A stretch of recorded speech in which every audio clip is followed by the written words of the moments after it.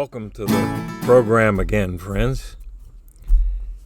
Back about the year 2000, a friend of mine, Pete Fields, me, and my Airedale dog that I had at the time, took a trip out to where there used to be a red-covered bridge out near the rifle range at Gerard's Fort.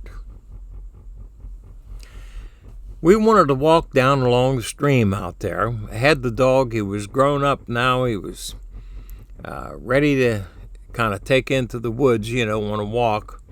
And we took Ranger with us to let him stretch his legs and get a little experience. And the place we took him to is right down in the valley below the Warriors Trail. And it's a ridge that parallels the road for, maybe 8 or 10 miles. But actually it goes all the way from Greensboro, Pennsylvania, across the Greene County, out into the panhandle of West Virginia, and the Warriors Trail continues from there across the at that point it'd be the Ohio River to a place where the Indians, or the Native Americans, used to gather flint for their bows and for striking, starting fires and things. And it went all the way from the Monongahela River at Greensboro into Ohio, across the Ohio River, without ever crossing a stream, except for the Ohio River. It stayed to the ridges, and it paralleled Whitley Creek, was between that ridge and the Gerard's Fort Fordyce Road. And that's where we were at. There used to be an old covered bridge go over it, and I've driven through it before, but someone set it on fire. It was burned down by arsons, and the state thought that there's not enough reason for the cost of redoing it, rebuilding it. So if you want to get on the other side and walk around over there, you either have to walk through the creek yourself below the bridge or drive around and pick up on Smith Creek Road and come into it from the other side that way. Well, me and Pete wanted on that other side because there's more flat land there, than there is on the other side, because on the other side there's a railroad track too. So we wanted to get over where it was wider. We had a big woods, and this woods was probably a mile long before you could cross the creek again. And in fact, that night me and Pete did. We walked down the right-hand side. We had the creek on our left all the way. And then when it was time to cross over, we sat down, took our shoes off, and carried them and walked across with our pant legs rolled up. It's a strange creek because there's places where you can walk across it like that, and then there's other really deep holes in Whitley Creek where you better know how to swim if you're going to fool around, because you fall in there, you might drown. There's been a few people that did drown in there. One boy was trapping there in the wintertime, and a good friend of my cousin's. I didn't know him that well, but I don't even want to say his name, but he died. He drowned in Whitley Creek because he was trapping. He fell under the ice, and Whitley Creek moves pretty fast. So if you fall under the ice, it's going to take you down and nowhere you can get out, or you can't swim back against the current. So anyway, it's a dangerous stream, and Pete and I were walking in such a way down into the woods as they got deeper and bigger, so the stream was constantly on our left-hand side. And on our right-hand side, right before you get into the forest big time, there was one last field off to the right that came down from the woods on top of the hill where the road went through. The field came down and down, kind of steep. Must have been maybe 600, 700 yards long, all grown up with wild grass. And then when it got down to almost where we were, it came to an escarpment. It was almost like a cliff, but it wasn't rocks. It was really steep dirt, small stones and things. And then it came down about a 40-foot drop to the level area where we were at. And that's where we parked at. Parked a Ford Bronco that I had at the time there. And we took Ranger and we started down into the woods. Welcome to the program again, friends. As we started stepping out into the trees away from the vehicle, we must have traveled, I'd say, probably about 40 or 50 yards when I noticed a green light appeared up on the hillside to our right. That we had just come down through that way, and I thought that I'd stop there, and I said, "Hey, Pete, look at that. What is that?" We looked back up over the hill, and we could see this green orb-looking thing. It didn't have any like beam from it. It was just glowing itself, and the grass close to it was lit up. Anyway, we started on down through the woods, and we kept watching that thing. It was bobbing slowly, like up and down, sideways, like someone holding a flashlight and walking, and the light was shaking. Anyway, we watched it work its way all the way down to the bottom of the hill where there was this escarpment there. It was like a little cliff. And the thing stopped at the top of it, so we stopped. And Ranger stiffened up and looked over there at it, and I knew it was right at the top of the precipice. So just like a human being would, if it was a real steep bank that they were going to descend, this light kind of traveled down and on an angle, going a little bit sideways. And I thought, oh no. You know what this is? And it was still a little ways away from us, so I could tell Pete. I said, that's probably the State Game Commission, because I just remembered today is the first day of trapping season for fur bearers in Pennsylvania. And they probably are just checking.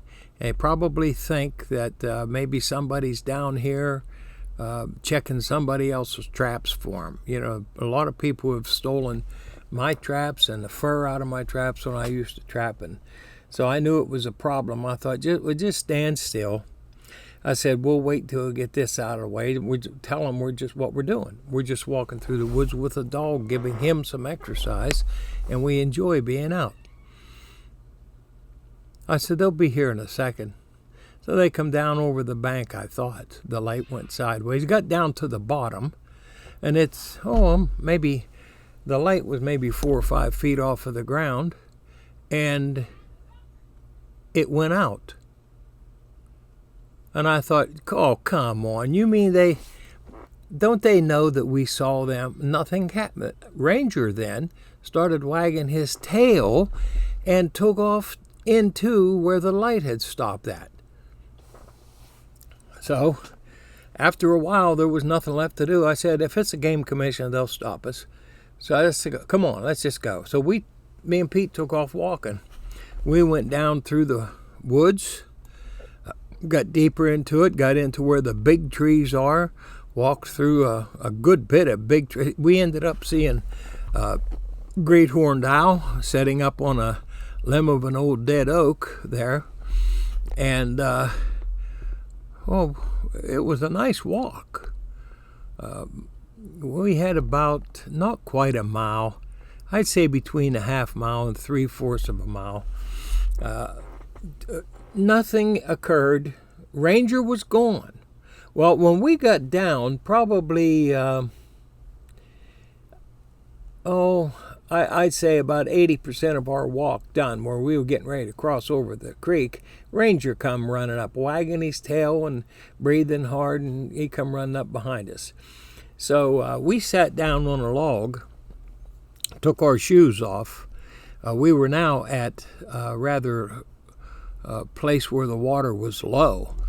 And we took our shoes off, took our socks off, stood up into the shallow water. I'm telling you, it was cold, though, on the bare feet. And here, the creek might have been shallow, but it was real wide. And it took a while before you could get out of the water.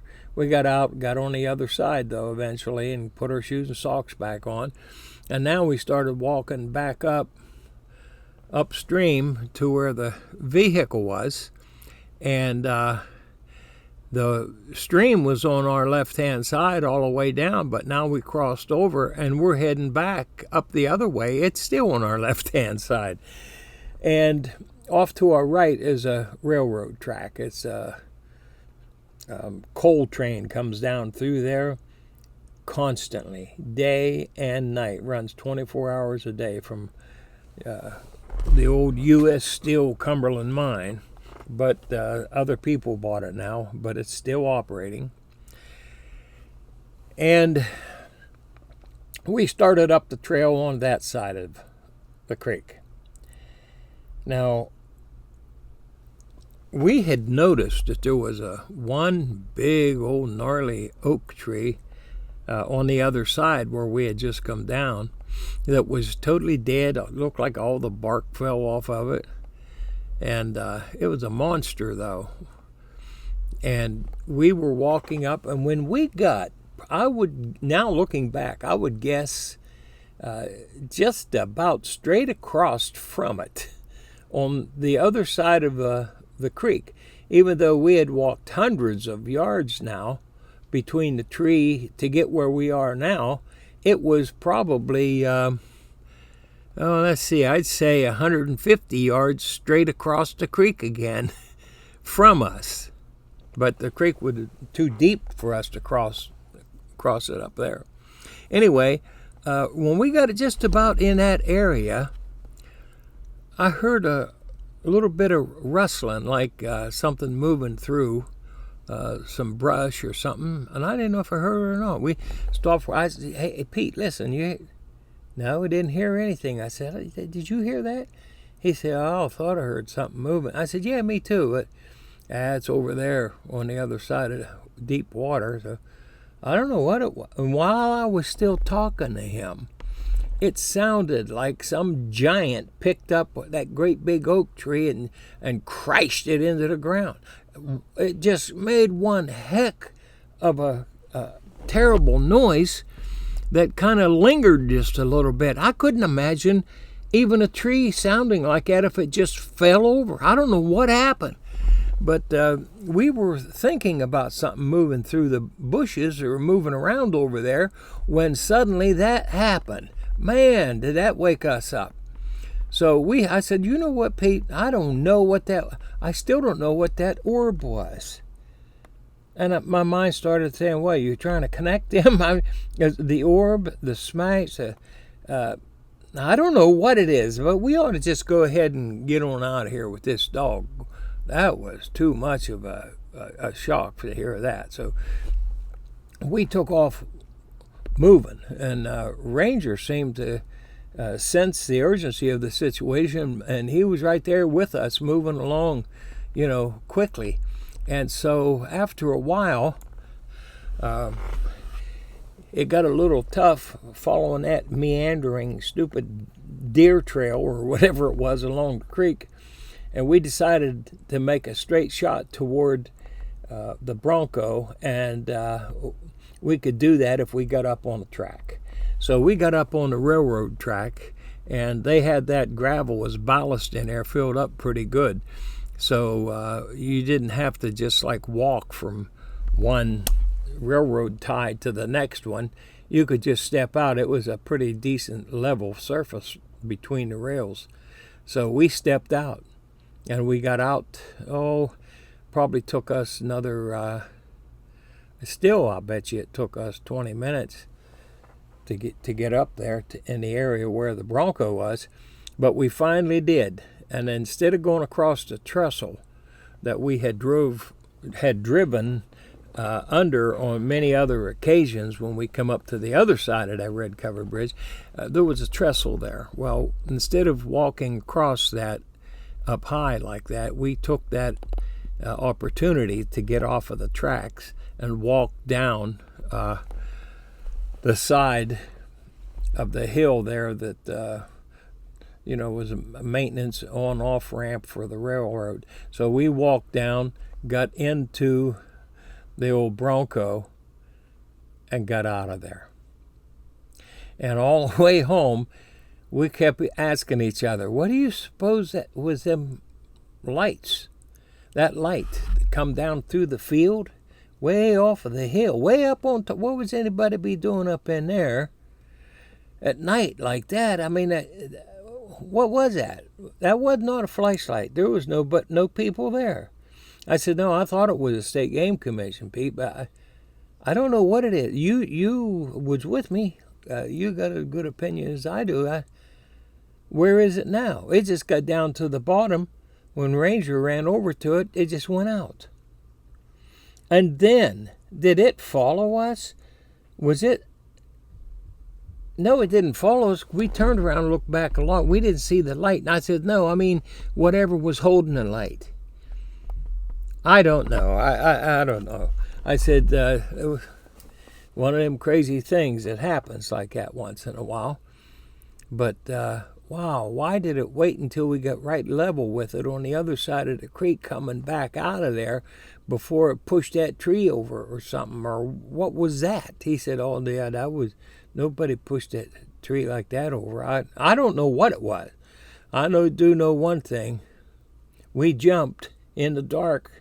3 of us, me, Pete Fields, and the dog all jumped at the same time. So something happened down in there. Hey, listen, folks. Good having you here again. Come on back, because all of these things that I'm telling you are true. I've had a lifetime of this kind of stuff, and I thought it might be entertaining if I could just share it with others. So you have a good day. Come on back. Welcome, friends.